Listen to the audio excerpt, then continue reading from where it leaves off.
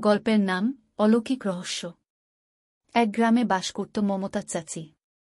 তার ভাতিজা কামালকে নিয়ে তার সংসার। কামাল সদ্য বিবাহিত। নতুন বউয়ের নাম রেহানা।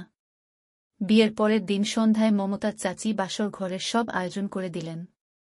সজ্জিত ঘরে রেহানাকে নিয়ে কামাল প্রবেশ করল। কিছুক্ষণ পরেই মমতাজ চাচি কান্নার আওয়াজ শুনতে পেলেন। কান্নার আওয়াজ শুনে মমতাজ চাচি উদ্বিগ্ন হয়ে পড়লেন।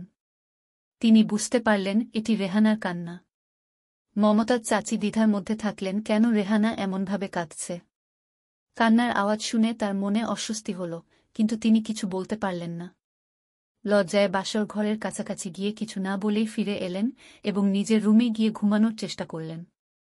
পরের দিন সকালে মমতাজ চাচি দেখতে পেলেন রেহানা বিদায় নিচ্ছে। মমতাজ চাচির মন খারাপ হয়ে গেল। তিনি বুঝতে পারলেন কিছু একটা ভুল হয়েছে, কিন্তু তিনি জানতে পারলেন না কি এমন ঘটেছে যার কারণে রেহানা কামালকে ডিভোর্স দিয়ে চলে যাচ্ছে। দিনটি কেটে যাওয়ার পর মমতাজ চাচি সিদ্ধান্ত নিলেন নিজে তদন্ত করবেন। তিনি ঠিক করলেন পরের রাতে নিজে রেহানার মতো সাজবেন এবং কামালের রুমে যাবেন। পরদিন সন্ধ্যায় মমতাজ চাচি রেহানার পোশাক পরে কামালের ঘরে গিয়ে বসলেন। কামাল কিছুক্ষণ পর এসে বুঝতে পারল না এটা তার চাচি। সে ভাবল তার বউ রেহানা।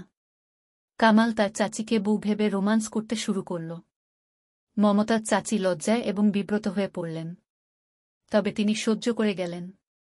রোমান্স করার পর কামাল ঘুমিয়ে পড়ল। তখনই মমতাজ চাচি দেখতে পেলেন একটি অলৌকিক ঘটনা। মমতাজ চাচি লক্ষ্য করলেন রুমের এক কোণে একটা আলোর ছটা।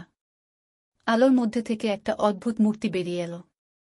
সেই মূর্তি কামালের দিকে এগিয়ে গেল এবং মমতাজ চাচি বুঝতে পারলেন এটি কোনো দুষ্ট আত্মা। মূর্তিটি কামালের শরীরের উপর ভর করল এবং কামাল তখন চিৎকার করে উঠল। মমতাজ চাচি দ্রুত সেখানে গিয়ে কোরআনের আয়াত পড়তে শুরু করলেন। কিছুক্ষণ পর মূর্তিটি মিলিয়ে গেল এবং কামাল শান্ত হয়ে গেল। সকালে মমতাজ চাচি সবকিছু কামালকে বললেন। কামাল বিস্মিত হয়ে গেল। তারা বুঝতে পারল এই দুষ্ট আত্মার কারণে রেহানা ভয় পেয়ে চলে গিয়েছিল। মমতাজ চাচি কামালের সাথে পরামর্শ করে একজন মাওলানাকে ডেকে আনলেন। মাওলানা এসে সেই রুমে কোরআনের আয়াত পড়ে দোয়া করলেন এবং রুমটি শুদ্ধ করলেন। কামাল এবং মমতাজ চাচি এরপর রেহানাকে ফিরিয়ে আনার জন্য রওনা হলেন।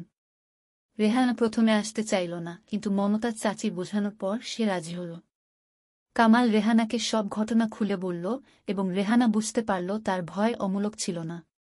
এভাবে কামাল ও রেহানা নতুনভাবে তাদের দাম্পত্য জীবন শুরু করল। মমতাজ চাচির বুদ্ধিমত্তা ও সাহসিকতার কারণে তারা পুনরায় সুখী হল। দুষ্ট আত্মা আর কখনো তাদের জীবনকে ব্যাহত করতে পারল না।